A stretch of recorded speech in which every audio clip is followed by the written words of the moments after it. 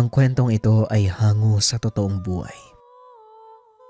Mula ito sa isa nating kabayan na itago na lang natin sa pangalang Tonet.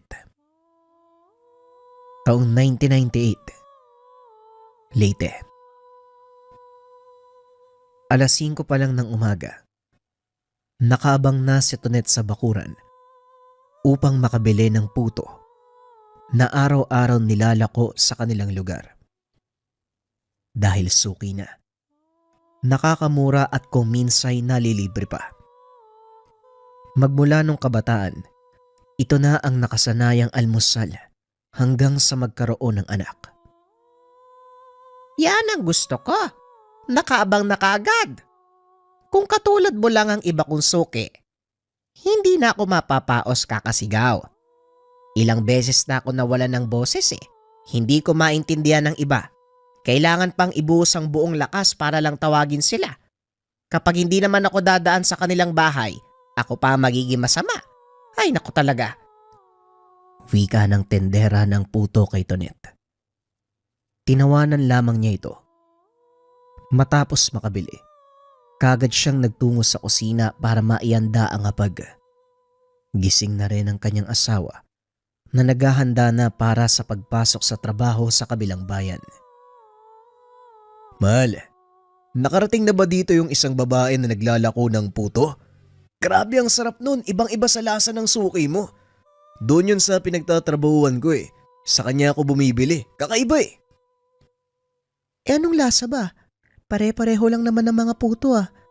May medyo matamis, may kaunting alat. Ganyan lang naman yun ah. Hindi mahal, hindi siya maalat. Wala ring amoy ng luya. Katamtaman lang ang tamis. Basta, hindi ko mapaliwanag pero ubod ng sarap. Talaga ba? Baka mamaya may gayuma yun ha. Nawiwili ka sa kakakain. Ako, kapag ikaw tinamaan, lagot ka sa akin. Ito naman ang sama ng iniisip. Mabuting tao naman yung Ali. At saka, magaan yung pakikitungo sa amin eh. Pati nga si Amo naging suki na rin. Tapusin mo na nga lang yung pagkain mo. Ang dami mong sinasabi, umaga pa lang eh. Nandun na ang baunan mo. Ikaw na maglagay ng plastic. Tapos huwag mong kakalimutan bumili ng diaper ha. Naubusan na tayo eh. Nangangati na sa lampin si Junior eh. Pagalis ng asawa, iginugol na ni Tonet ang oras sa gawaing bahay at pag-aasikaso sa 10 buwang sanggol. Pasado alas 10 nang maging abala sa kusina. Naglulugaw para sa anak. Nasanay na sa lugaw kung kaya't ito na ang palaging pinapakain. Habang nakatutok sa niluluto, biglang umiyak ang bata. Kakaiba ang pag-iyak na parabang nasasaktan. Junior, sandali na lang ha. Malapit nang matapos to. Kapag iniwan ko baka masunog eh. Kahit anong pagpapatahan, hindi to tumigil kaya napilitan na lamang siya. Naiinto ang pagluluto para bigyan ng atensyon. Nabahala din nang makitang nanginginig. Isinayaw niya habang yakap-yakap sa bisig. Hindi naman nagtagal natigil sa pag-iyak at nakatulog. Eto namang si Junior, gusto palaging kinakarga. Naku, hindi pwede yung ganyan ha. Wala tayong matatapos sa gawain. O siya, ibabalik na kita ha. Nasunog na yata yung lugaw eh. Dahan-dahan niyang ibinaba sa igaan ng bata. Pagkatapos ay binalikan ang naiwang gawain. Kaso nga lang, bigla na namang umiyak ang sanggol. Junior, patapusin mo naman ako. Hindi na yan maganda ha. Hindi ka naman ganyan ah. Ipinagtimpla niya ito ng gatas dahil kahit anong pagpapatahan, umiiyak na naman ito. Kinantahan, isinayaw, pero hindi pa rin matigil sa pag-iyak.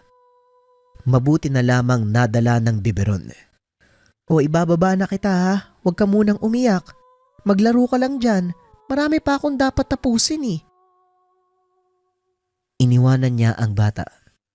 Naaliw naman ito sa mga laruan at pag-inom ng natirang gatas. Kagad niyang hinanda ang lugaw. Sa kalagitnaan napahinto si Tonet ng may kumatok. Malakas na parabang sinisiguradong maririnig ng taong nasa loob. Sumilip muna siya sa bintana. Pagkatapos ay pinagbuksan dahil sa tingin niya ay wala namang masamang balak. Isa itong ale na may dalang basket na puno ng dahon ng saging. Nakangiti pa itong bumungad sa kanya. Magandang tanghali po. Ano pong atin? Wika ni Tonet. Napalingon ang ale sa loob ng bahay. Napatanong na rin. Bakit po? May hinahanap po ba kayo? Hindi ko po kasi kayo kilala eh. Mas mainam po na dumiretso na lang kayo sa barangay. Doon po kayo magtanong o hindi kaya magpatulong. Sige na po, dyan po ang daan oh. Doon po sa bandang dulo. Wika ni Tonet. Natakot ba kita? Pagpasensyahan mo na iha. Uhaw na kasi ko eh. Kaya hindi kagad makasagot. Tubig lang ho ba ang kailangan nyo? Naku, hindi nyo naman po sinabi. Pasok po kayo, mainit dyan sa labas oh. Upo po kayo ha, sandali lang. Kukuha ko ng maiinom. Naupo ang ale sa mesa. Marahan pang inilapag ang dalang basket. Hinubad ang takip sa ulo at saka tinignan ang sanggol na masayang naglalaro sa kuna. Natigilan ang bata. Pagtingin sa kanya ay nagsimulang umiyak. Tumatakbong lumapit si Tonet. Inabot ang baso ng tubig at saka kinarga ang anak. Ayan ka na naman Junior eh. Huwag kang iyak ng iyak, naririndi na ako ha. Wala naman dahilan, iyak ka ng iyak. Ganyan talaga ang mga bata iha. Iyakin. At kailangan ng buong atensyon ng magulang. Ilang taon na ba siya? 10 buwan pa lang po eh. Ngayon lang po yan naging iyakin. Hindi ko pa nga natatapos yung trabaho ko eh. Wika ni Tonet.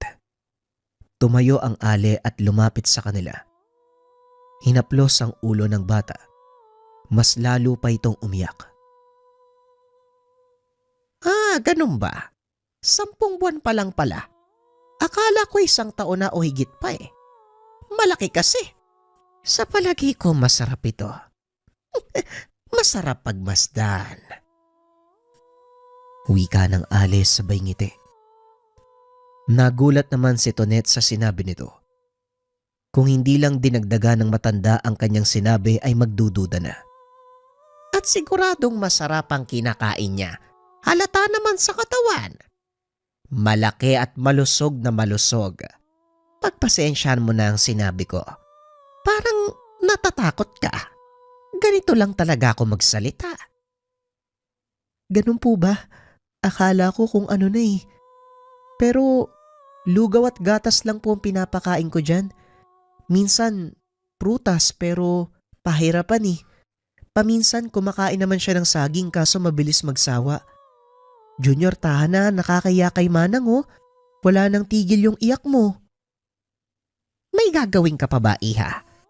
Kung ayos lang sa'yo, ako na muna ang magbabantay kay Junior para matapos ka sa gawain mo. Wala naman na akong ilalako eh. Pauwi na rin ako, kaya tutulungan na lang kita. At isa pa, binigyan mo ko ng tubig. Napawi ang aking uhaw. Nakakaya naman po. Saka ngayon lang tayo nagkita eh. Pero parating naman na po yung asawa ko. Nako iha, huwag kang maiya. Sanay ako magbantay dahil marami na akong apo. Umabot na nga sa basta hindi ko mabilang. Mga anak ko kasi, ang dami ko maglabas ng anak. Talaga ho ba? Mabuti naman po nabantayan niyo ang lahat. Ang dami siguro nun. Nakaya naman kahit sabay-sabay. Kaso nung naglakihan, nagsisialis ang lahat na iwan ako mag-isa. Tignan mo nga naman mga bata talaga. Ewan ko kung kailan sila dadalaw. Ay Diyos ko, akin na si Junior. Magtrabaho ka na doon. Talaga po bang ayos lang sa inyo?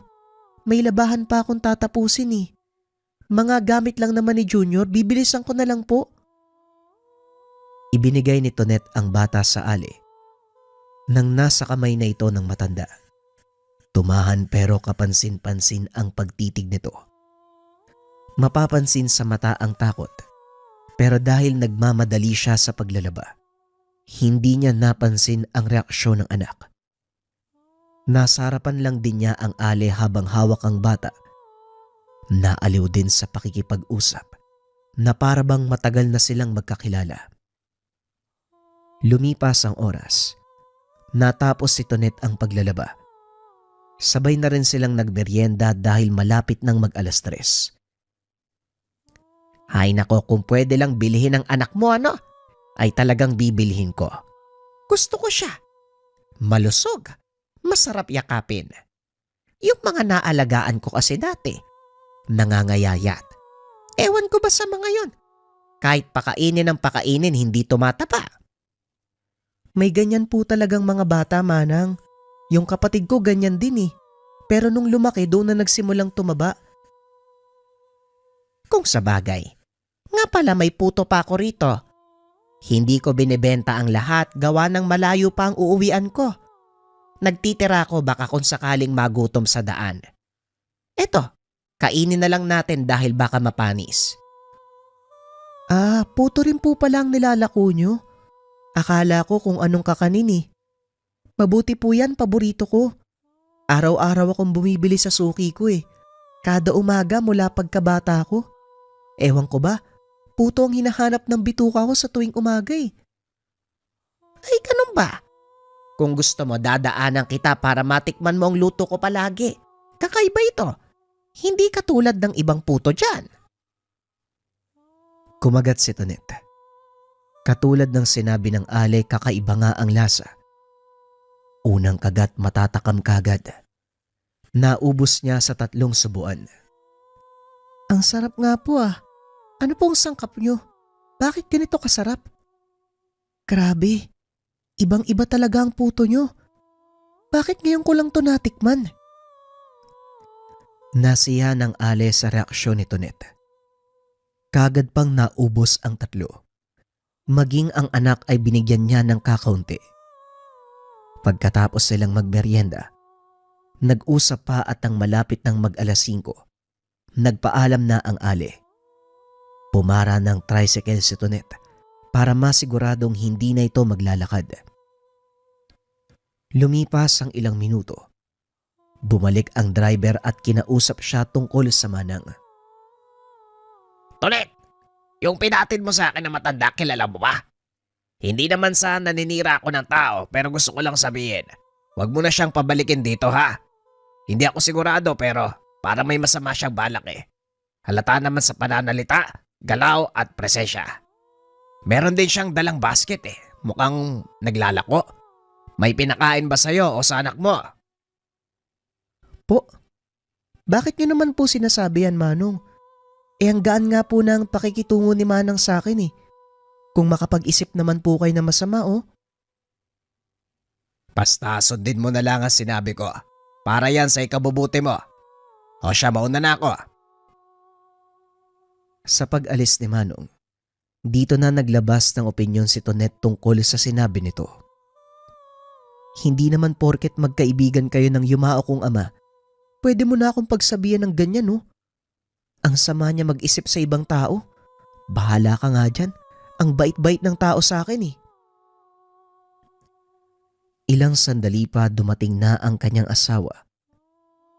Dumiretso ito sa anak. Ganun na lamang ang pagtataka dahil parang may mali sa bata. Namumutla na matamlay. Hindi ito tumatawa na palaging ginagawa sa tuwing uuwi siya. Mahal, may sakit ba si Junior? Parang may mali sa kanya eh. Hindi rin naman mainit. Walang lagnat. Mukhang wala namang sipon o ubo. Anong nangyari ba sa araw na to? Bakit ganyan ang anak natin? Ewan ko ba sa anak mo? Ang lakas niyang umiyak kanina eh. Mabuti na lang dumating si Manang, napatahan niya. Manang? Sinong Manang? Nagpapasok ka ng ibang tao sa bahay natin. Naku, nag-usap tayo. Yan ang bilin ko sa'yo sa bawat pag-alis. Mahal naman, baka kung sinong demonyo yung pinapasok mo dito. Si Mahal naman kung makapagsalita parang si Manong. Kayo talaga ang bilis niyong manghusga. Ang bait kaya ng tao tapos gaganyanin niyo lang? Basta si Manang, nakalimutan kong itanong yung pangalan eh. Naglalako siya ng puto. Napadaan dito kasi humingi ng tubig. Nauhaw habang naglalakad pa uwi eh. Mabait naman siya. Huwag kang matakot. Sigurado ka ha? Pero mag-ingat ka pa rin. Lalo na't dalawa lang kayo ni Junior ang palaging naiiwan dito sa bahay. Baka mamaya, may konong nangyari sa inyo tapos nasa malayo ako. Matapos kausapin ng asawa, binalingan ng pansin ni Aldrin ang anak. Napailing na lamang siya dahil kahit anong gawin, hindi nakakasabay ang bata. Nakatingin lamang sa kanya ang matamlay na mga mata. Napapaisip na siya sa nangyari. Pagsapit ng gabi walang nagbago. Ganun pa rin ang kalagayan ng bata. Nababahala na sila dahil hindi pa rin matigil sa pag-iyak. Nanginginig. Nangingitim ang mga labi at nilalamig. Hindi makatulog ang dalawa. Kung ano-ano ang naisip gawa ng pag-aalala. Mahal, ano ba kasi yung ginawa nyo kanina? Tignan mo nga yung anak natin. Hindi ko na alam kung ano nangyayari dyan eh. Hindi naman ganyan yung kinukumbulsyon eh. Hindi rin nilalagnat. Sino ba kasi yung Manang na yun? Duda na ako sa matandang yun ah. Basta napadaan lang siya nangingi ng tubig. Nag-usap kami. Tapos yun nga napatahan niya si Junior. Mabait si Manang, Mahal. Kaya hindi ko naisip na may binabalak siya eh. Hindi naman siguro mangkukulam yun o kung ano. Yan kasi, kung magtiwala ka, parang kakilala mo na ng matagal ang tao. Tignan mo ngayon, anong gagawin natin kay Junior? Maganda ka na nga lang ng damit niya. Bilisan mo. Lalabas tayo. Ipapatingin natin sa doktor. Sinunod ni Tonet ang asawa. Lumabas sila at nagpunta sa ospital ng bayan upang matignan ang bata. Pero walang doktor ng mga sandaling ito. Tanging nurse lamang ang umasikaso. Bumuti naman ang kalagayan ng sanggol makalipas ang ilang oras. Doon na lang din siya nagpaumaga upang mabantayan ng maayos ang bata. Pagsikat ng araw pinayagan na ring makauwi. Sakto naman ang sinakyang tricycle. Pagmamay-ari ng Manong na kaibigan ng yumaong ama ni Tonet. O kayo pala ang aga-aga. Anong ginawa niyo sa ospital? May problema ba sa bata? Yun na nga po Manong eh. Hindi ko maintindihan ang nangyayari sa kanya. Umiiyak, tapos parang may kakaiba eh. Wika ni Aldrin. Tinignan ni Manong ang bata. Sinuri sandali. Napailing na lamang dahil sa nalaman. Sinasabi ko na nga ba eh. Ang alin na nakausap at pinatuloy niya kahapon, isang masamang nilalang. Pinuntirya ang anak niyo kaya nagkaganyan. Balita ko, bago siya kumatok sa inyo umaaligid pa eh. Sabi ng kapitbahay niyo si Aling Marsig. Ali, yung sinabi mo mahal, yan na nga ba eh. Basta-basta ka nagpapapasok sa bahay. Hindi ibig sabihin pinakitaan ka ng kaunting kabutihan, pagkakatiwalaan mo na. Malay ko ba kung ganun siya? Pasensya naman, hindi ko talaga alam. Wika ni Tonet.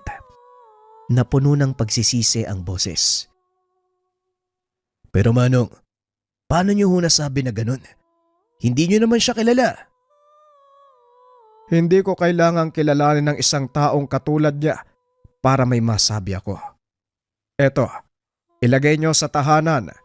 Kapag kumulo, ibig sabihin may aswang na nakapasok o umaaligid sa inyo. Maging maingat sana kayo. Kawawa ang bata dahil siya ang sadya. Sa tingin ko rin ay may kung ano siyang pinakain. Medyo matigas ang tiyan ng iyong anak. Eto, ipahid niyo sa pusod ng 3 beses sa isang araw para matunaw at maalis ang lason at marka na nasa loob ng katawan ng bata.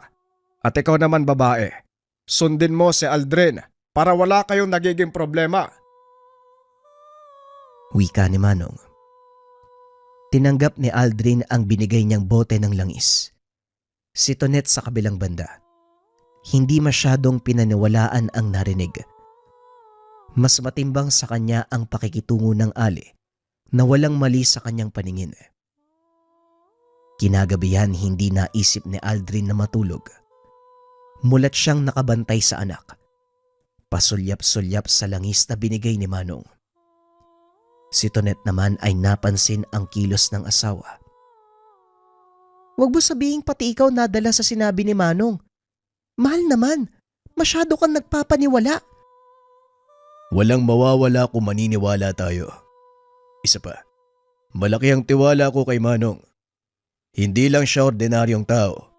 Maalam din siya sa pamamaraan kung paanong mapuksa ang kasamaan katulad ng dala ng Ali na pinapasok mo sa ating tahanan.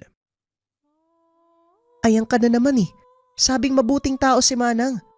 Kung masama siya, edi sana napansin ko nung una pa. Akin na nga yung bata. Magtimpla ka na lang ng gatas dun sa kusina. Nagpalit sila ng pwesto. Hawak ni Tonet ang bata. Samantalang nasa kusina naman si Aldrin. Nagpapakulo pa ng tubig dahil naubusan. Sa kabilang banda naman, dumating si Manong. Kakarating lang galing sa pamamasada. Magkapit bahay lang sila. At dahil nasa likod ng bahay nila Tonet ang kanyang tahanan, hindi nakaligtas ang Ali na nakamanman sa unahan. Minabuti pa nitong magtago sa mga kahoy, pero nakikita pa rin niya. Ilang sandali pa, narinig na ang ingay sa kabilang bahay dahil sa malakas na boses ni Aldrin. Kumulo ang langis. May aswang. Tonet, huwag mong iwalay ang bata. Hindi na rin pinalampas ni Manong ang pagkakataon na makatulog. Kumuha siya ng patalim at hinanda ang tangan para mapabilis ang paghuli at pagpaslang sa nilalang. Nakita siya ng Ali. Nagmamadali na itong tumakbo palayo, pero hindi niya tinantanan. Patuloy na sinundan hanggang sa magkaharap. Ilang sandali pa bago magsimula ang sagupan. Dumating si Aldrin. Galit na galit. Kagad idinuro ng hawak na itak ang babae. Teka, ikaw yung naglalako ng puto na kakaiba yung lasa. Sadali Manong, ano naman pong ginagawa nyo rito? Nakita nyo po ba ang aswang? Kumukulong langis sa binigay nyo. Nagtatanong ka pa kung nasa ng aswang gayong nasa harapan mo na. Yung Ali na yan, ang nilalang na nanggugulo sa buhay ng anak mo. Siya rin yung Ali na nakausap ng asawa mo nung nakaraang araw. Hindi makapaniwala si Aldrin. Mas lalo siyang nabahala dahil sa mga pagkain na nilalako nito. Sinubukan ng babae ang tumakas pero dahil mabilis si Manong, nahirapan itong makalis. Hanggang sa nag-anyo na itong aswang. Ganun na lamang ang pagkagulat ni Aldrin. Kagad lumayo dahil sa takot. Aldrin, mas mabuti kung babalikan mo na lang ang iyong mag-ina. Ako na ang bahala sa aswang na ito. Sisiguraduhin kong maililibing siya ng maayos. Tumalima si Aldrin. Nagmamadaling binalikan ng mag-ina. Kumilos na rin si Manong upang matapos na ang inkwentro. Naunang sumugod ang aswang na hindi naman niya inatrasan. Gamit ang bisa ng tangang mutya ng salsagan, dahan-dahang nalupig ang nilalang. Binilisan na rin ni Manong ang galaw upang masabayan ang kilos nito. Hindi nagtagal nasaksak sa tagiliran. Idiniin ang husto hanggang sa tumagos. Dito na nahirapan ang aswang. Hindi na nakalaban. Sandaling hininto ni Manong ang pagsaksak. Palagi tayong nagkikita sa bayan nung mga nakaraang linggo ha.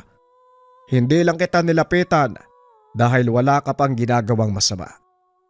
Pero ngayon na meron na, hindi na kita hahayaang mabuhay. Buhay ng bata ang pinakialaman mo. Siguro maging ang mga taong binentahan mo ng kakanin, meron kang inilagay. Kanina napansin ko, marami ang usap-usapan tungkol sa pananakit ng tiyan. Ngayong gabi marami ang nakapila sa ospital. Karamihan sa kanila suki mo eh. Lintik. Aminin mo, meron kang ginagawa sa mga tao. Hindi na nakasagot ang aswang. Tuluyan itong nangisay.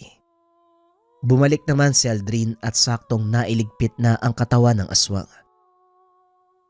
Nasaan ang aswang, Manong? Umayos na po bang kalagayan ng anak ko? Hindi na siya umiiyak oh.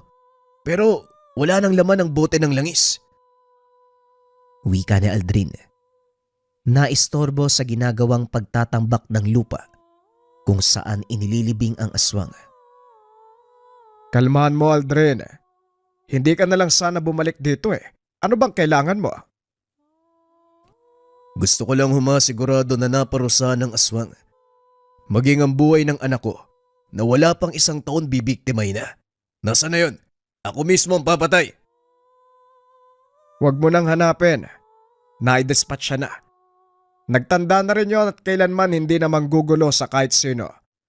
Pagsabihan mo na lang din ang iyong asawa na huwag basta magpapapasok o kakausap ng kung sino. Maraming pakulo ang mga aswang. Masyado silang mapanlinlang.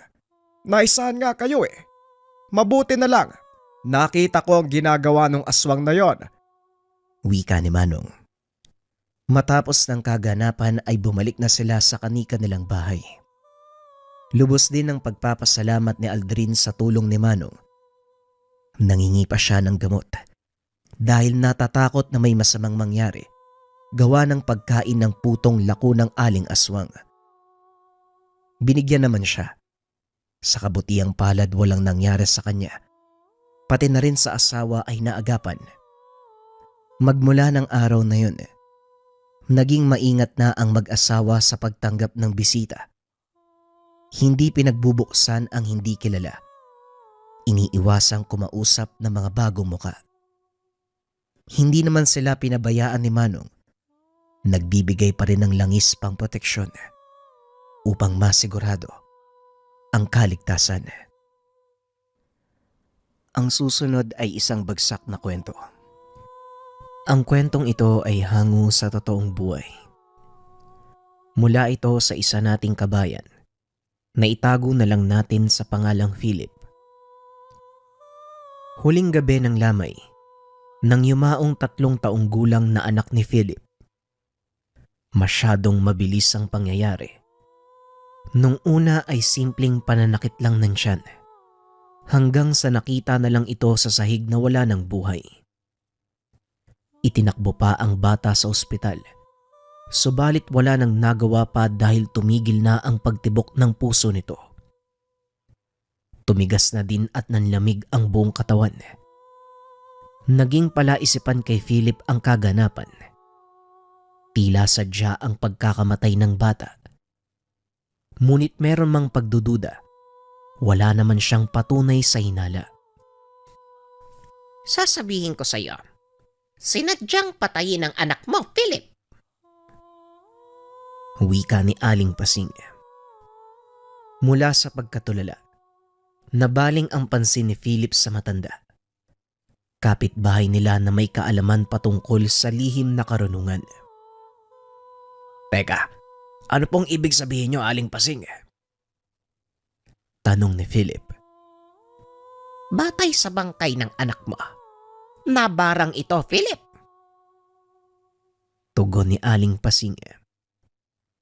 Napaluhod na lamang sa lupa si Philip sa panlulumo. Ito ang pagdududang naglalaro sa isipan. Nangyari ito noon. Nabiktima rin ng barang ang asawa at kagad na namatay. Ngunit wala naman siyang kaalam-alam sa mga ganitong bagay, kaya hindi naisalba ang buhay ng pinakamamahal. Ngayon ay muli itong nawalan ng isa pang mahal sa buhay sa parehong dahilan. Sabi ko na nga ba, Manang eh. Bakit po ba ganon, Aling Pasing? Nangyari na ito sa asawa ko dati. Bakit na ulit ngayon? Wala naman akong kaaway ah. Muling tanong ni Philip. Maraming dahilan, Philip. Pero sa ngayon, hindi pa din ako sigurado. Pasensya na kung nahuli ako ah. Wala man lang akong naitulong. Kakabalik ko lang galing sa probinsya ng asawa ko. Tugon ni Aling Pasing. Napabuntong hininga na lamang si Aling Pasing habang nakatitig sa bangkay ng bata. Tinapik niya sa balikat si Philip at pagkatapos nun, nagpaalam na ito upang umuwi. Ngunit paglabas ng tahanan, may napansin siyang kakaiba. May mabigat na presensya na humahalo sa mga nakikiramay. Kaya imbis na umuwi, nanatili na lamang ito sa lugar upang magmasid. Tinignan ng matanda ang mga nakaupo sa unang hilera. Tiglilimang upuan sa kaliwa at kanan.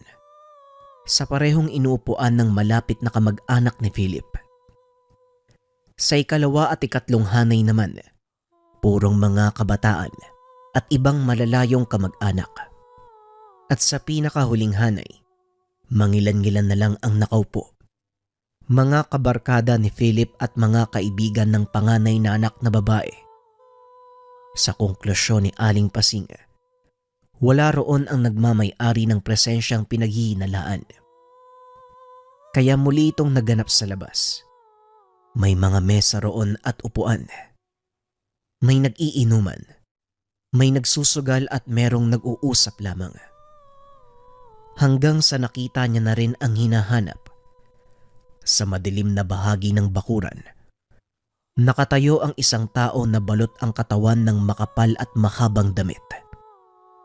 Maging ang mukha nito ay hindi makita, kaya mata lamang ang nasisilayan. Pinakiramdaman ito ni Aling Pasing at hindi siya nagkamali. Mabilis naman siyang napansin ng tao, kaya kagad itong naglakad papalayo. Sinundan niya ang nakita, pero hindi na naabutan pa. Sumot ito sa halaman at nawala na lang bigla. Napatingala si Aling Pasing nang kumaluskos ang itaas ng puno. Sa hindi kalayuan ay may lumipad na malaking ibon. Nagmamadaling bumalik sa bahay ni Philip si Aling Pasing para balaan ito. Pero hindi na nagkaroon ng pagkakataong makalapit dahil siksika na sa dami ng kamag-anak na nagdatingan. Ang anak na babae na lamang sana ang sasabihan, ngunit hindi niya naman ito makita. Kaya nang makauwi si Aling Pasing, pinagdasal niya na lamang ang kaligtasan ng bawat isa. Kinabukasan maagang inilibing ang bangkay ng anak. Maraming sumama sa huling hantungan nito. Naroon din si Aling Pasing maging ang babaeng nakita kagabi. Binantayan niya itong maigi. Hindi naman lumapit ang babae. Nasa unahan lang ito at nagmamasid. Gusto sana itong lapitan ni Aling Pasing, ngunit napatigil ang matanda. Pinagmasdan na lamang niya ng mabuti ang bawat kilos nito. Pagkatapos ng libing nag-uwian na ang mga tao, kasabay ng bigla ang pagkawala ng babae sa mga mata ni Aling Pasing. Aling Pasing, may hinahanap po ba kayo? Tanong ni Philip. Oo, meron eh. Mag-iingat ka. May babaeng umaaligid sa inyo. Tugon ni Aling Pasing. Nagulat si Philip sa narinig. Sandaling natigilan at pilit na pinoproseso ang mga salitang sinabi ng matanda. Bakit naman po? Ano ho bang meron? Tanong ni Philip. Dumalaw ang nambarang sa asawa't anak mo. Nandito siya kani-kanina lang, pero bigla na lang nawala. Hindi ko kilala ang babaeng yon. Hindi ko rin mamukaan dahil may takip sa muka. Hindi ako pwedeng magkamali, Philip. Ikaw ang pakay ng babaeng yon, pero ang pamilya mo ang ginagantihan. Wika ni Aling Pasing. Napabuntong hininga at kinilabutan sa narinig. Napatingin pa ito sa paligid. Nagmamadaling tinawag ang panganay na anak. Isinabay niya rin sa pag-uwi si Aling Pasing dahil marami pa siyang mga katanungan sa matanda. Pagkababa ng sasakyan, napalingon si Aling Pasing. Kagad niyang naramdaman ang presensya ng mambabarang. Nakatago ito sa mga mayayabong na puno sa unahan. Tinignan niya ito at sinubukang paalisin gamit ang mga orasyon. Nakita naman ng matanda kung paanong umatras ang babae hanggang sa tuluyang umalis. Aling Pasing, wala na po kaming alam na makakatulong sa amin. Kayo lang ho. Ay sana ho tulungan niyo ho kami. Wika ni Philip. Basta sundin nyo lang ang bawat sasabihin ko. Ayokong maulit yung ginawa ng asawa mo noon. Tugon ni Aling Pasing. Noong asawa ni Philip ang nabarang, paalis namang papuntang probinsya si Aling Pasing dahil namatayan ito ng kamag-anak. Binilinan niya ang asawa ni Philip sa mga dapat gawin para maputol ang pambabarang na ginawa sa kanya. Pero naging pasaway ito.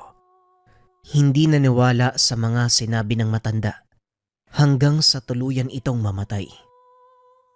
Pangako po yan, Aling Pasing. Susundin po namin lahat ng sasabihin niyo. Wika ni Philip. Naging seryoso na ang usapan ng mga sumunod na sandali. Maging ang panganay na anak na babae ni Philip, maigpit na binalinan ni Aling Pasing. Sigurado itong siya ang susunod. Nagbigay ng 3 bagay ang matanda sa kanila bilang proteksyon sa kanilang katawan. Una, 3 piraso ng bawang. Dapat ay nakabalot ito sa isang puting tela o papel. Isisilid sa bulsa at hindi dapat mawala kahit saan man magpunta. Pangalawa, 3 dakot ng purong asin na binalot ng pulang tela o papel at saka itatago sa bulsa. Pangatlo, 3 dahon ng sariwang malunggay. Ganun pa rin ang gagawin. Babalutin ng pulang tela o papel at dadalhin man kahit saan magpunta. Iwasan ding makita ng kahit sino para hindi matalo ang bisa ng pangontra. Dinasalan ni Aling Pasing ang tahanan gamit ang 3 puting kandila habang sinasabuyan ng asin ang bawat sulok. Pagkatapos nito, binalaan ang mag-ama na mag-ingat sa bawat oras. Makakaasa po kayo, Aling Pasing. Susundin po namin lahat ng sinabi niyo. Wika ni Philip. Nang masiguradong masusunod ng dalawa ang lahat ng payo at bilin, nagpaalam na ito upang umuwi. Paglabas ng bahay, pinakikiramdaman niya ang paligid. Hinanap niya ang presensya ng babaeng nakita kanina. Nang hindi na ito maramdaman, nag-iwan siya ng 3 bawang sa pintuan at umalis na ng tahanan. Nang maiwan naman ang mag-ama sa bahay, nagsimula na ring magdasal si Philip. Ngunit talagang may katigasan ng ulo ang panganay na anak. Habang nasa altar ang ama, lumabas ito ng tahanan at natapakan ang 3 piraso ng bawang. Dinampot niya ito at walang pagdadalawang isip na tinapon. Sa paglipas ng oras, sa pagkagat ng dilim muling nagparamdam ang babae. Nang makitang mag-isa lang ang anak na panganay sa labas, kagad naman itong nilapitan ng nilalang. Hindi na sa anyong tao, kung hindi sa anyong ibon. Hala, ang ganda naman ng ibon na to. Wika ng panganay na anak na si Kakay. Napalakas ang boses niya. Kaya naman naalarma si Philip at kagad lumabas para tignan ng anak. Kakay, gabi na, ang lakas pa ng boses mo, ha? Wika ni Philip.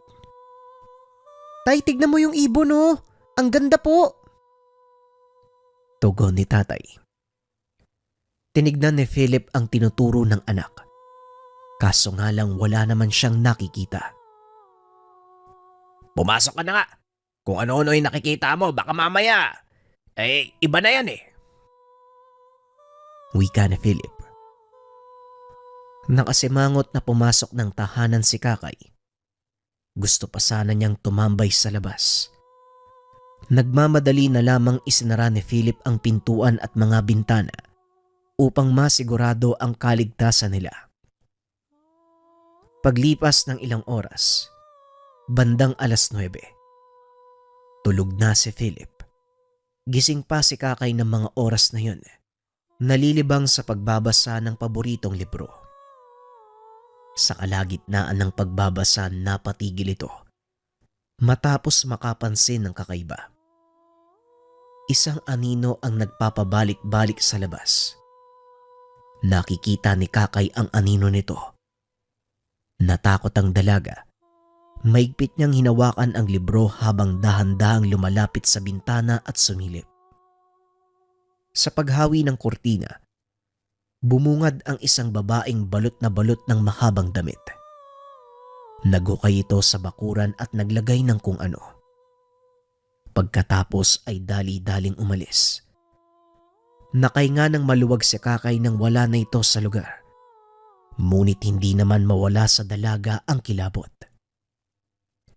Pinagsawalang bahala niya lang ito. Inisip na baka may kinuha lang ang babae. Inalis ni Kakay ang anumang negatibo sa isipan dahil mahihirapan itong makatulog kung gugulo ito sa kanya. Itinago niya ang libro at kagad natulog ang dalaga. Pagkagising kinabukasan, nagsimula na ang kalbaryo ni Kakay. Bigla na lang namilipit sa sobrang sakit ng tiyan. Ayon pa sa dalaga, tila may kung anong hayop na humuhukay mula sa loob. Nagsusuka na rin ito ng purong tubig at sobrang init ng katawan. Tinawag pa nito ang ama, pero maaga itong umalis upang bumili ng mga pangangailangan. Naiwan siyang nagdurusa. Ilang sandali pa may kumatok sa pintuan. Pasuray-suray namang naglakad si Kakay sa pag-aakalang umuwi na ang ama. Nagulat ang dalaga sa nakita. Isang babae ang bumungad sa kanya. Hindi ito makilala dahil nakatakip ang muka. Ngunit dahil sa boses nito, napag-alaman niya ang kasarian. Iha, kumusta ka? Teka, sino po kayo? Sabihin mo sa akin, ikaw lang ba mag-isa dito?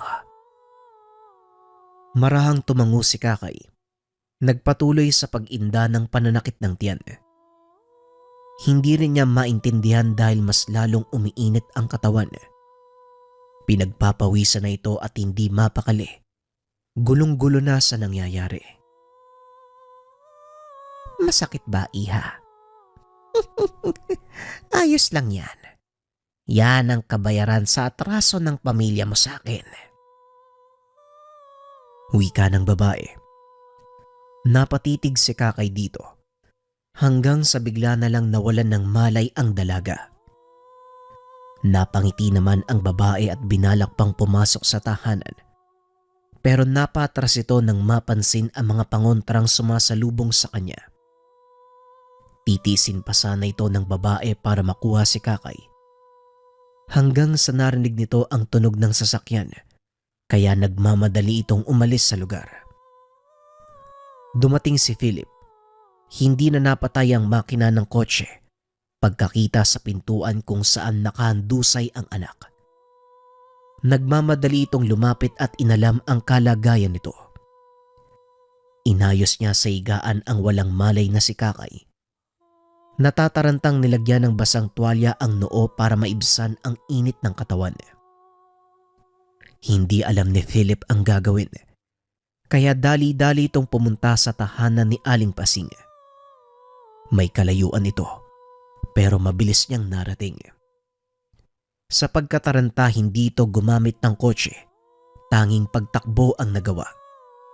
Nang marating ang tahanan ni Aling Pasing, kagad niyang pinaliwanag ang kaganapan. Hindi naman nagdalawang isip na sumama ang matanda. Sinuri ni Aling Pasing ang katawan ng dalaga. Katulad ng inaasahan, kinapitan na ito ng negatibong aura. Tinignan pa ng matanda ang bulsa ng suot nitong palda. Nang hindi makita ang hinahanap, ganon na lamang ang pagkadismaya ni Aling Pasing. Nako, naging pasaway ang anak mo, Philip. Hindi niya sinunod ang bilin ko. Wika ni Aling Pasing. Pero paano po naging pasaway? Paulit-ulit ko siyang sinabihan na maglagay ng 3 pirasong bawang sa bulsa niya. Tugon ni Philip. Wala akong nakita kahit ano eh. Hindi niya seneryoso ang bilin ko. Wika ni Aling Pasing. Napayuko na lamang si Philip. Humingi ng tawad sa kapabayaan at pagiging pasaway ni Kakay. Pero hindi bale na. Gagawin ko na lang kung anong makakaya ko. Wika ni Aling Pasing. Gamit ang dalang lana, pinahiran niya ang noo ni Kakay sabay guhit ng krus. Ginawa niya rin ito sa magkabilang palad. Tahimik na nagdasal si Aling Pasing habang hawak ang kanang kamay ng dalaga. Makalipas ang ilang sandali, nakahinga ng maluwag si Philip at Aling Pasing nang lumakas na ang pulso ng anak. Habang inaasikaso ni Philip si Kakay sa kwarto, lumabas si Aling Pasing at nagmasid. Unang tingin pa lang, alam niya na merong mali sa lugar. Ilang segundo lang natukoy na ito ng matanda. Naglakad siya sa bakuran at nakita ang bakas ng hukay. Kinalkal niya ito gamit ng sanga ng kahoy. Tumambad ang nilamutak na papel na merong pangalan ni Kakay. Nanghiram ng posporo si Aling Pasing. Sinunog ito habang nagdarasal. Kasabay nun, tuluyang bumuti ang kalagayan ni Kakay. Nabauna ng bakuran niyo, Philip. Maging alisto kayo. Mukhang hindi titigil ang mambabarang na ito. Nais niyang pagdusahin si Kakay. Hindi natin alam kung ano talaga ang gusto niya. Maaaring may iba pa siyang pakay. Wika ni Aling Pasing. Aling Pasing, ang hirap ko malaban nang hindi natin kilala kung sino ang kalaban. Baka mayroong paraan para malaman natin kung sino siya. Tanong ni Philip. Meron, pero hindi yon magiging madali. Maghinay-hinay lang muna tayo habang inaalam ko pa ang paraan para mapasuko ang mambabarang nang hindi lumalala ang sitwasyon. Sa tingin ko, hindi lang siya simpleng mambabarang. Nararamdaman ko na isa rin siyang aswang. Wika ni Aling Pasing. Namanhid ang buong katawan ni Philip sa narinig. Nang araw na yon nagsagawa ng mabilisang orasyong pangproteksyon si Aling Pasing. Bawat kanto ng bahay ay nilagyan ng pananggalang para kahit papano mahirapang pumasok ang sumpa sa loob ng tahanan. Sinigurado niyang nasa bulsa palagi ni Kakay ang 3 piraso ng bawang. Hindi naman siya nabahala kay Philip dahil maigpit itong sumusunod sa lahat ng bilin niya. Matapos ang tungkulin, nagpaalam na si Aling Pasing sa dalawa. Pasado 7:00 ng gabi habang naghahapunan, biglang nabanggit ni Kakay ang kahina-hinalang napapansin nung nakaraang gabi, lalong-lalo na yung babae. Tay, nung nakaraang gabi may nakita akong tao sa bakuran eh. May kung ano po siyang nililibing, tapos nagmamadali po siyang umalis. Kaninang umaga naman may dumalaw na babae. May takip yung mukha niya eh, kaya hindi ko po namukaan. Pero parang magkakilala po yata kayo. Wika ni Kakay. Paano mo naman nasabi na magkakilala kami? Tanong ni Philip. Kasi nung tinanong niya ako kung masama ba yung pakiramdam ko, ang sabi niya, may atraso daw yung pamilya natin sa kanya. Tugon ni Kakay. Nabitawan ni Philip ang kubyertos. Napatitig sa anak. Wala siyang maalala na nakaaway ng kanyang pamilya. Sino naman kaya yon? Wala naman tayo nakaaway babae baka mo. Muling tanong ni Philip. Nagkipit balikat na lang si Kakay. Maging ito ay hindi niya din kilala. Ipinagpatuloy nila ang pagkain na binabagabag ang isipan. Pagkatapos ng hapunan, dumiretso na si Kakay sa kwarto. Samantalang tumambay naman muna sa labas si Philip. Walang ibang laman ng isipan kung hindi ang kagustuhang malaman kung sino ang babaeng tinutukoy ng anak. Kung iisa lang ba ito sa sinasabi ni Aling Pasing na mambabarang. Habang nag-iisip, may napansin siyang kakaibang hubog sa itaas ng puno. Naroon ito sa harap ng bahay. May kung anong nakalambiting nilalang. Malapad ang mga pakpak. Kitang-kita ang pulang mga mata. Hindi naman masabing ibon dahil higit na mas malaki ito kung ikukumpara. Pinagmasdan niya ito sa loob ng ilang sandali. Napagtanto na isa itong aswang. Dahil sa kilabot ay dali-daling pumasok ng tahanan si Philip. Matapos maisara ang pintuan, kagad siyang sumilip sa bintana. Nanlaki ang mga mata dahil wala na ang nilalang doon sa puno. Wala man lang itong narinig na pagaspas ng pakpak o kahit anong kaluskos. Kaya labis ang pagtataka ni Philip. Sinara niya ang bintana at siniguradong hindi madaling mabuksan kung sakaling may maglakas loob na pumasok. Sa paglipas ng mga oras, naging malikot sa higaan si Philip. Hindi niya maintindihan ng sarili. Tila may kung anong humahatak sa kaluluwa para manatiling gising. Kahit anong pilit na matulog ay hindi niya magawa. Nang hindi na makayanan ang kakaibang pakiramdam, tumayo ito at nagpunta sa kusina para may masmasa ng sarili. Naghilamos ito at uminom ng tubig. Kaso nga lang wala pa ring nagbago. Naging mas malubha pa ang kalagayan. Palipat-lipat na ito ng upuan. Napapasabunot na sa buhok sa hindi malamang dahilan. Nagsimula na ring pagpawisan sa biglaang pag-init ng katawan. Nang may maalala, nagmamadali itong bumalik sa kwarto. Hinanap ang pantalon na suot niya kanina. Nagmamadaling kinuha ang papel at nilagay sa kanyang bulsa. Ilang sandali pa doon lang humupa ang kanyang karamdaman. Dahil sa nangyari na isipan ni Philip na silipin ang anak sa kabilang kwarto. Maimbing naman ang tulog ni Kakay. Tinignan niya ang bulsa nito. Laking pasasalamat nang makitang naroon pa ang pulang papel. Papalabas na sana ito para bumalik sa sariling kwarto. Nang may maaninag na anino sa dingding malapit sa kusina. Dahan-dahan siyang lumapit. Napapasilip sa maliit na siwang ng kawayang dingding. Napako ang tingin niya sa aninong nasa bakuran. Diretso itong nakatingin sa bahay at may kung anong ginagawa sa lupang kinakatayuan.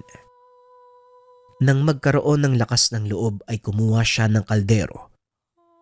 Maingat na binuksan ang kabilang bintana. Malakas na hinampas sa mabatong bahagi ng lupa.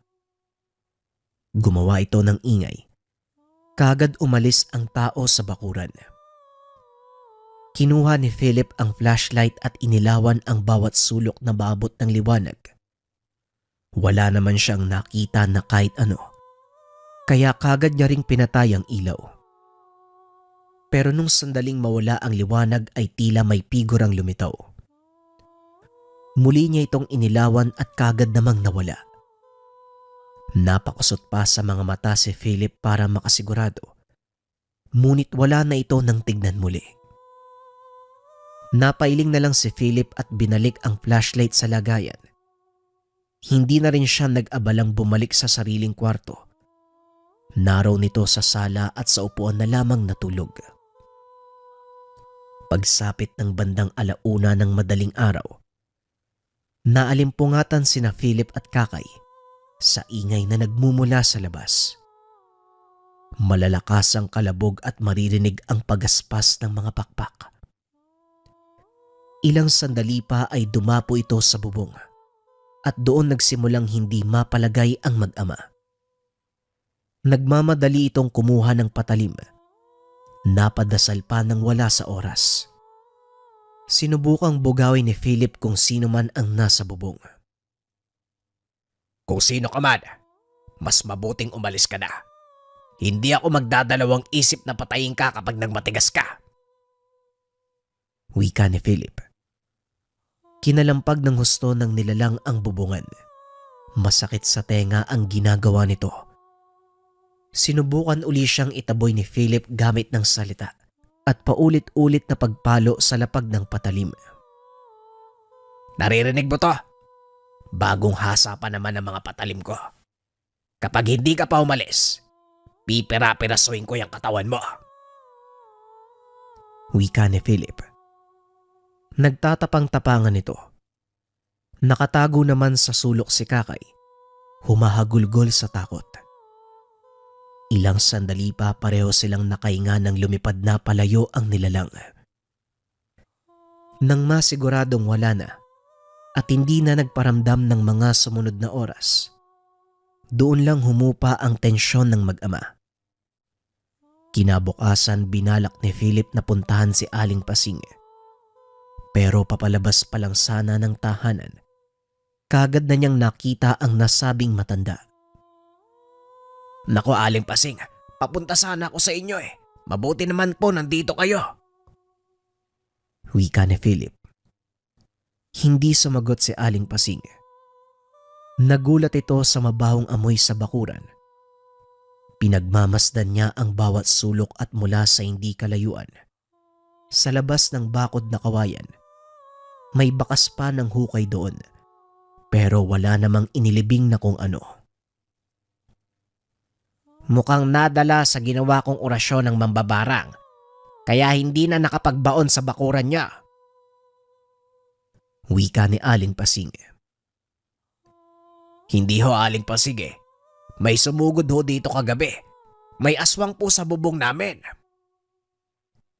Tugon ni Philip. Hindi siya nagtagumpay sa barang, kaya ginagamit niya na ang katangian sa pangaaswang. Muling wika ni Aling Pasing.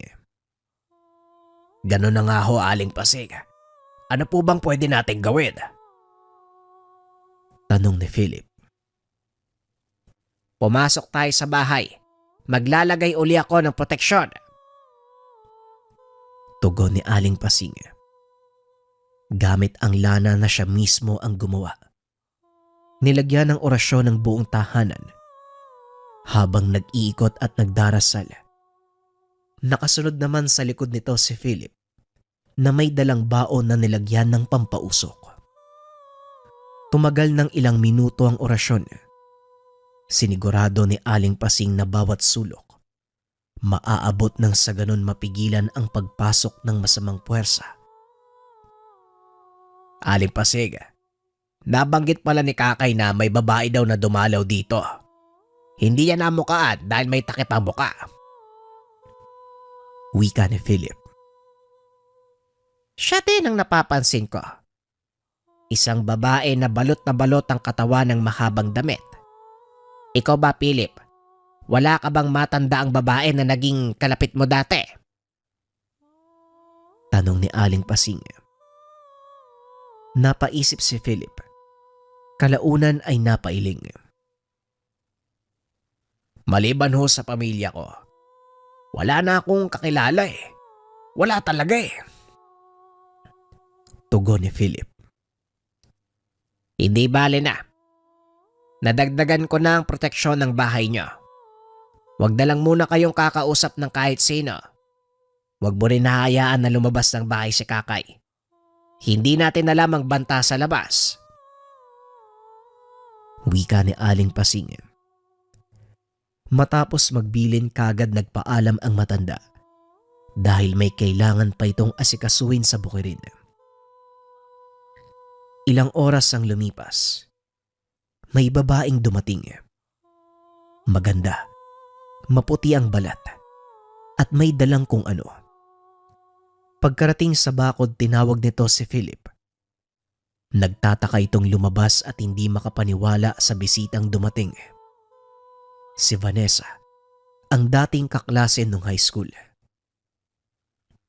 Oh, ay kamusta ka na Vanessa?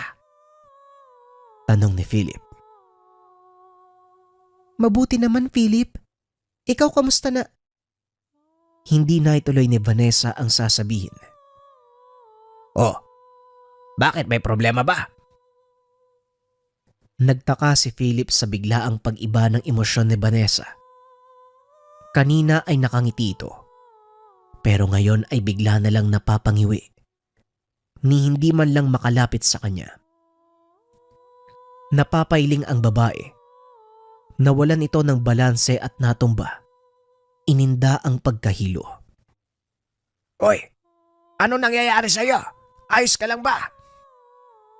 Tanong ni Philip habang inaalalayang tumayo si Vanessa.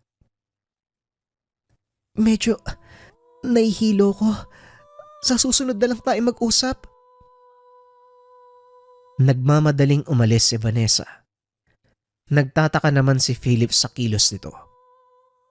Napakamot na lamang sa ulo at ipinasok sa bahay ang dalang pasalubong na kakanin.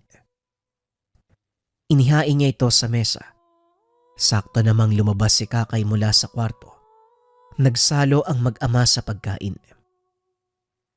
Matapos nun ay bumalik na sila sa kanika nilang gawain. Makalipas lamang ang ilang minuto, nagreklamo si Kakay sa kakaibang nararamdaman sa tiyan. Muli siyang namimilipit sa sakit. Napapabaluktot na lamang sa gilid ng higaan. Naparami kasi yata yung kinain mong kakanin eh. Maghinay-hinay ka lang kasi. Wika ni Philip. Hindi, tay. Parang meron pong kakaiba eh. Tugon ni Kakay. Hanggang sa sinundan pa ito ng pagsusuka. Hindi lang kakanin ang nilalabas ng sikmura. Meron ding maliit na insekto. Nagulantang silang pareho. Nataranta si Philip sa pagkuha ng ibinigay na lana ni Aling Pasing. Pinahiran niya ang tiyan at noo ng anak. Nagpatuloy sa pagsusuka si Kakay hanggang sa mailabas ang lahat ng kinain. Pagkatapos sumupa na rin ang kalagayan. Hindi makatiis si Philip, kaya dali-dali na nitong pinuntahan sa tahanan si Aling Pasing. Kakasabi ko lang sa inyo na mag-ingat. Huwag basta-basta makikipag-usap. Talagang kinain nyo pa yung binigay sa inyo. Wika ni Aling Pasing. Aling Pasing, sino ba naman kasi mag-aakala eh? Kilala ko si Vanessa, kaklase ko yun noon eh. Mabait yun. Maalaga. At saka pala kaibigan. Siya yung tipo ng tao na hindi mananakit ng kapwa. Tugon ni Philip. Anong buong pangalan niya? Vanessa. Vanessa Calampa po. Bakit Aling Pasing? Vanessa Calampa. O sige. Umuwi ka muna sa inyo at may gagawin lang ako. Pupunta ako sa inyo mamaya. Wika ni Aling Pasing. Kagad bumalik sa tahanan si Philip. Habang si Aling Pasing naman, ginawa ang ritual ng pagkilala ng mambabarang. Gamit ang kaperasong papel. Isinulat niya ang buong pangalan ni Vanessa. Sinimula ng ritual. Ilang sandali pa natumbok nito ang punot dulo ng kasamaan. Tunay ngang si Vanessa ang nasa likod ng pambabarang sa pamilya ni Philip. Magkaklase nung high school ang dalawa. Naging magkalapit. Hanggang sa nahulog ang loob ng babae at napaibig. Ngunit kabaliktaran ng nararamdaman ni Philip. Meron siyang ibang gusto. Yon ang ina ni Kakay. Sa labis na pagmamahal ni Vanessa kay Philip, sinubaybayan niya ang bawat ganap sa buhay nito. Sa paglipas ng maraming taon, hindi pa rin nawala ang nararamdaman para kay Philip. Kaya naman binarang niya ang pamilya.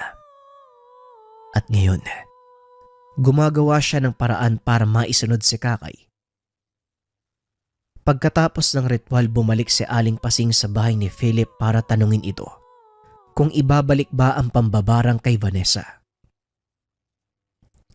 Philip, Si Vanessa kalampang punot dulo ng pambabarang na naganap sa pamilya mo. Ngayon, ibabalik mo ba ang sumpa sa kanya? Kung papayag ka, gagawin ko ang ritual. Wika ni Aling Pasing. Hindi naman makasagot si Philip. Nabigla ito sa nalaman at hindi lubos akalain na ang dating kaibigan pala ang dahilan ng unti-unting pagkasira at pagkawala ng mga mahal sa buhay. Hindi ito ang oras para manahimik, Philip. 2 buhay na ang kinuha ng babaeng yun sa'yo. Muling tanong ni Aling Pasing. Oo nga, Tay. Pinatay ng babaeng yung si Nanay at si Bunso. Tapos ngayon, ako naman yung ginagawa niya na masama. Kailangan niyang mawala sa mundo, Tay. Pumayag ka na. Wika ni Kakay. O sige, balik mo na. Aling Pasing, siya naman ang nauna. Kaya gaganti ako alang-alang sa pamilya ko. Tugon ni Philip. Tumango si Aling Pasing. Isinama na rin niya sa tahanan ang dalawa upang isagawa ang orasyon ng pagbabalik ng barang. Tahimik na pinagmamasdan ni Philip at Kakay si Aling Pasing. Nakasalukuyang naghahanda ng mga gamit sa ritual na gagawin. Isa-isang sinindihan ang 3 puting kandila. Inilabas ang maliit na libro na nagsasaad ng mga orasyon. Isinulat sa papel ang pangalan ni Vanessa. Sinimula ng dapat gawin. Sa kalagitnaan ng ritual, biglang namatay ang mga nakasinding kandila. Wala namang hangin na nakakapasok sa loob. Pero para bang sadya itong inihipan. Muli itong sindihan ni Aling Pasing. At sa muling pag-usal ng orasyon, namatay muli ang mga kandilang nakasindi. Maging si Philip at Kakay ay nagsimula ng kabahan. Pinakiramdaman ni Aling Pasing ang paligid. Katulad ng inaasahan, meron pa silang kasama sa tahanan.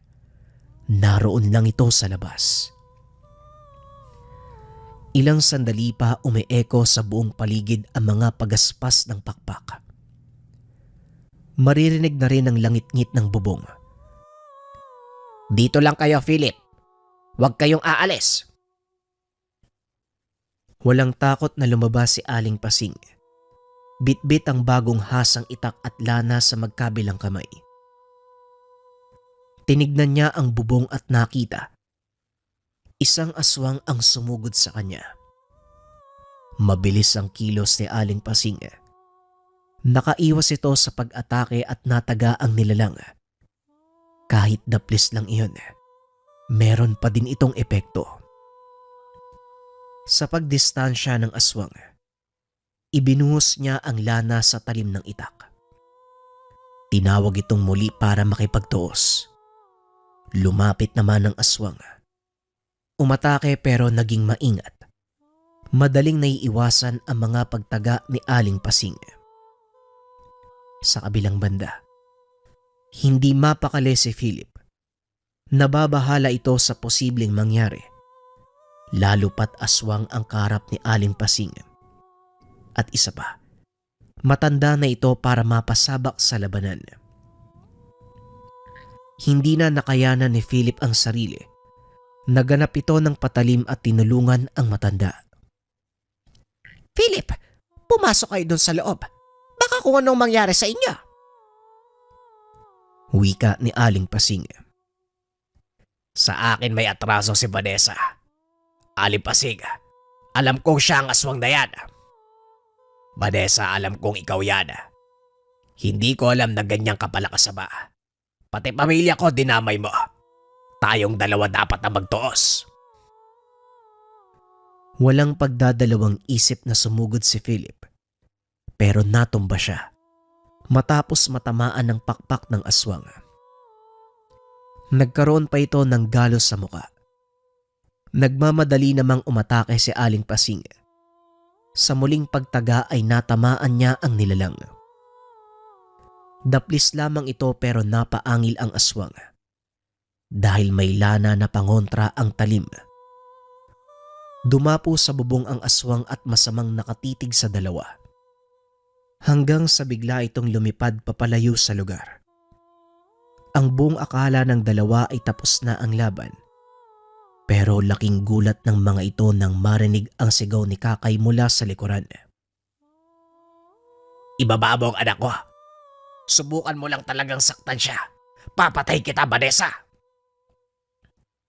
Wika ni Philip. Naluluha na lamang si Philip habang tinitignan na nahihirapan ang anak. Hindi sila makabuelo ni Aling Pasing dahil maaaring masaktan si Kakay. Umaagos na ang dugo sa mga balikat ni Kakay kung saan nakabaon ang matulis na kuko ng aswang. Muling kumuha si Aling Pasing ng lana at ibinigay kay Philip. Sige, Philip. Gamitin mo yan. Hinayaan niyang si Philip na agawin ang atensyon ng aswang. Nagmamadali naman itong bumalik sa pwesto kanina upang ituloy ang ritual ng pagbalik ng barang. Matapos masindihan ng mga kandila, sinimulan niya ang ritual. Makalipas ang ilang sandali, nasa kalagitnaan na si Aling Pasing. Kaunti na lang at matatapos na. Subalit naudlot nang sapilitang pumasok sa bintana ang aswang. Tumilapon pa ang matanda sa dingding dahil sa paghampas ng pakpak ng nilalang. Nagtamo siya ng pinsala sa binti. Napayaw ang aswang nang mataga ito ni Philip sa likuran. Umuusok ang likuran nito dahil sa binuhos ni Philip na lana. Hindi naman makabalik sa pagsasagawa ng ritual si Aling Pasing dahil patuloy siyang pinipigilan ng aswang. Hindi naman tumigil sa pagtaga si Philip. At dahil sa daming natamong pinsala ng nilalang, kaagad siyang umalis doon sa lugar. Kinabukasan, paglabas ng tahanan ni Philip, napansin niya ang iilang bakas ng hukay sa bakuran. Sa bilang niya ay halos umabot sa 5. Kaagad siyang pumunta sa bahay ni Aling Pasing at sinabi ang nakita. Talagang grabe ang pagmamahal sa'yo ah. Gagawin ng lahat. Makuha lang ang gusto niya.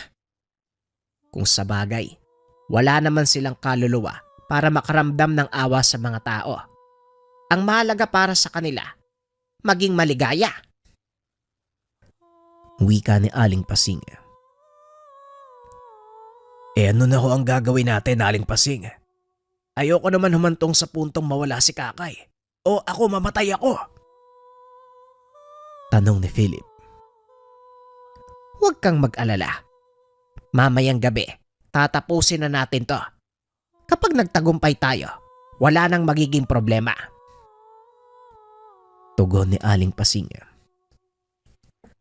Napanatag naman si Philip matapos ang ilang oras. Sumapit na ang gabi. Nagsimula na namang manakit ang katawan ni Kakay. Napapabaluktot ito sa sulok habang iniipit ang tiyan. Ayon sa kanya, may gumagalaw sa loob at sobrang sakit nito. Paulit-ulit din niyang hinahampas ang kanang tenga. Hindi nagtagal, may lumabas na patay na insekto. Nagsusuka na ito ng purong tubig na may halong mga langaw. Sa bawat pagsuka, nanginginig ng husto si Kakay. Nahirapang ilabas ang laman ng sikmura. Kagad naman itong inasikaso ni Aling Pasing. Inuna muna ang pag-asikaso sa dalaga bago nasimulan ang pagbabalik ng barang. Si Aling Pasing na lamang ang mag-isang gumawa. Hindi na isinama sa silid si Philip para maasikaso ang anak na nahihirapan. Namumutla na si Kakay. Hinang-hina na ang buong katawan.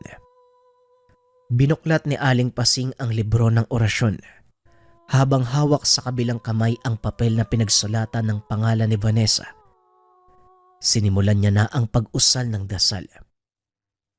Bawat kataga, mariin ang pagkakabigkas. Siniguradong bawat pasakit na pinagdusahan ng pamilya ni Philip, malinaw na maibabalik sa mambabarang. Habang nagriritual, maririnig ang pagaspas ng mga pakpak. Ipinagpatuloy ni Aling Pasing ang ritual. Hindi alintana ang banta ng aswang. Habang si Philip naman ang humarap sa nilalang. Kahit walang sapat na kaalaman sa pakikipaglaban, sumugal pa rin ito. Gamit ang lana na ibinigay ni Aling Pasing, ito ang ginamit niya para pakalmahin ang anak. Ibinuhos sa talim ng itak at hinamon ang nilalang.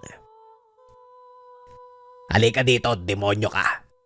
Kung sa tingin mo, papayag ako magtagumpay ka sa binabalak mo sa anak ko. Nagkakamali ka. Magkakamatayan muna tayo. Halika dito. Bumaba ka. Huwag kang lipad ng lipad. Wika ni Philip. Bumaba ang aswang. Unti-unting nagbalik sa anyong tao. Bumungad ang halos hubot-hubad na si Vanessa. Kaagad na nagmakaawa kay Philip. Nagawa ko lang naman yun para sa'yo. Hindi mo ba nakikita? Hindi mo ba nararamdaman? Wika ni Vanessa. Pasensya na. Dahil sa ginawa mo, mas pinalala mo ang sitwasyon. Tugon ni Philip. Kung ganon, mas mabuting pareho tayo magdusa. Uubusin ko lahat ng lahi mo. Subukan mo. Sinasabi ko sa'yo, pipira-pirasoy kita. Bakit kasi hindi ka nalang makinig sa akin? Talikuran mong pamilya mo. Sumama ka sa akin. Pangako, hindi ko papatayin ang huling anak mo. Manahimik kang demonyo ka. Hindi ko kayang sumama sa isang maligno. Tugon ni Philip. Tinaga niya si Vanessa. Subalit nakaiwas ang babae. Kagad nag-anyong aswang at lumipad. Gumawa si Philip ng paraan para masabayan ng aswang. Umakyat ito sa bubong at pilit itong hinabol. Kaso nga lang tinamaan siya ng pakpak ng nilalang. Bumagsak sa lupa si Philip. Tumama ang likuran sa bato.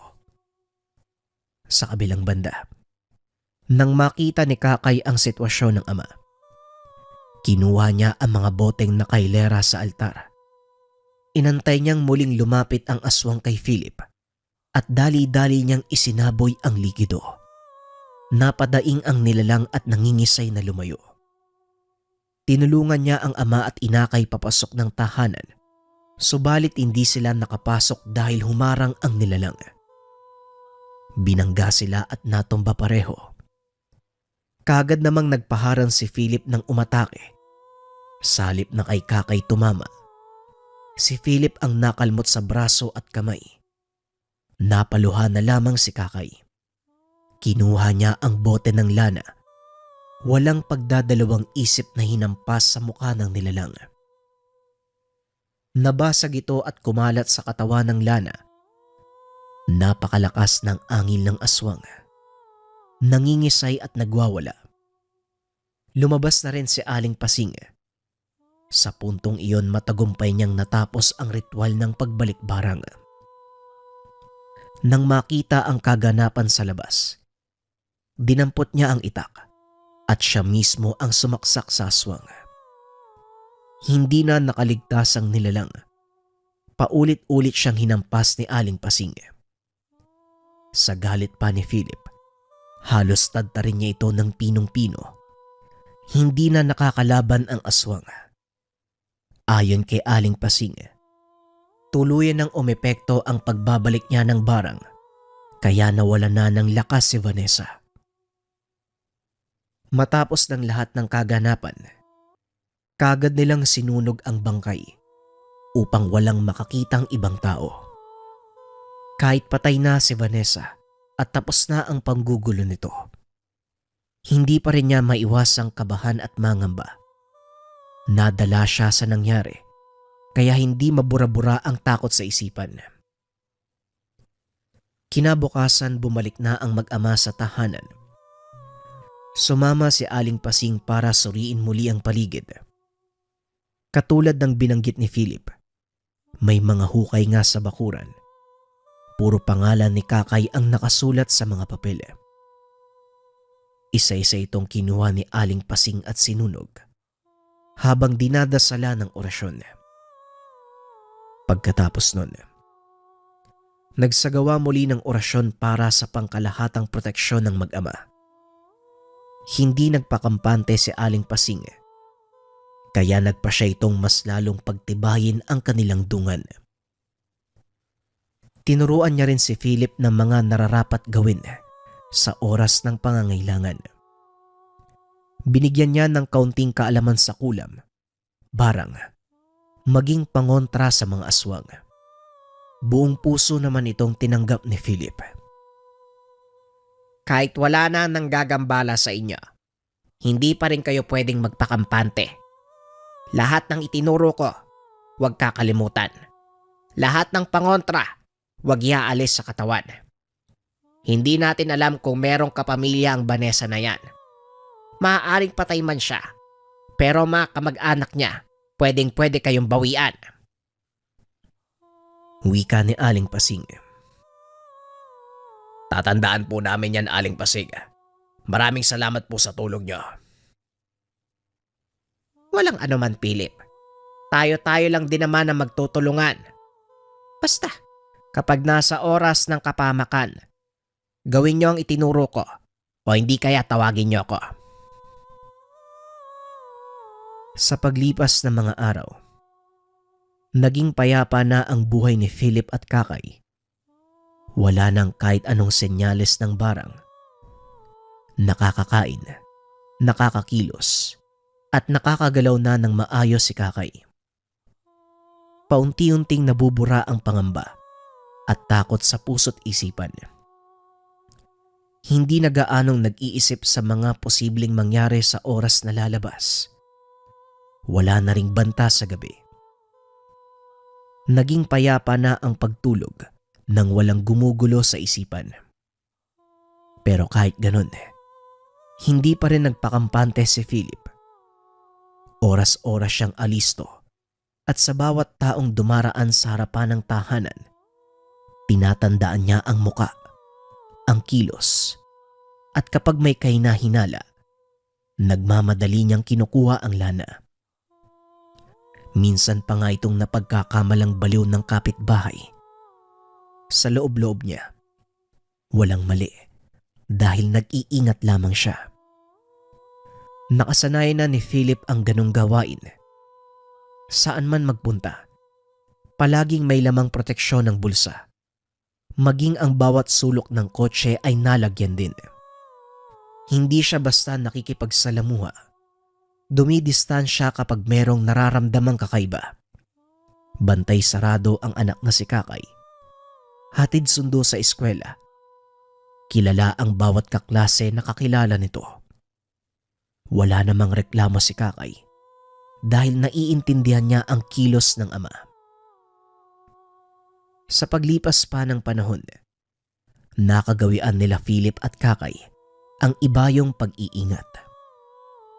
Palaging may lamang proteksyon ang bawat bulsa at hindi kailanman kinalimutan ang bilin at paalala ni Aling Pasing. Opinyon para sa kwento natin ngayon, mga kabayan. Ako, para sa akin, buti na lang nandyan si Aling Pasing para tulungan yung pamilya ni Philip. Pero mapapansin din natin sa kwento na sa palagay ko hindi ganong kalalim yung kaalaman ni Aling Pasing patungkol sa lihim na karunungan. Kasi kung mapapansin nyo, ilang beses silang nagkaroon ng inkwentro doon sa nilalang. Doon kay Vanessa, umabot pa sa punto na yung lanang gamit, nataga na nga yung nilalang . Alam naman natin sa iba pa nating mga kwento na sa oras na tamaan ng aswang ng anumang gamit na nagmula sa mataas na uri ng albularyo, manggagamot, hindi na maghihilom yung sugat nun . Tuluyan ng mamamatay yung aswang. Dito sa punto natin, ilang beses nilang nasaktan yung aswang, ilang beses nilang nasugatan, Pero hindi kaagad namatay. Umabot pa sa punto na sila pa yung kamuntikan mamatay. Sa dulo din ng kwento, matagal bago na ibalik ni Aling Pasing yung ritual ng pambabarang. Kasi kung mataas na uri siya ng manggagamot, kung mambabarang man yung kalaban, pwede niya nang pasapiin yun sa katawan ng biktima eh. Pero hindi nagawa ni Aling Pasing. Kumaga parang wala siyang kakayahan para gawin yun. Ang tanging nagagawa niya lang ay maglagay ng pangontra sa tahanan ng biktima. Sorry kung may marinig kayong tahol ng aso kasi ang ingay na ng aso eh. Ingay ng aso namin dito. Pero yun, paulit-ulit lang siya naglalagay ng depensa. Ang ibig sabihin yung mga nauna niyang nalagay hindi nagiging sapat para maprotektahan yung mag-ama. Pero kahit ganun mga kabayan, ang pinakamaganda dito, nagtagumpay pa rin sila sa dulo. Kumaga si Aling Pasing pa rin yung naging susi para tuluyang matapos yung paggagambala ng aswang.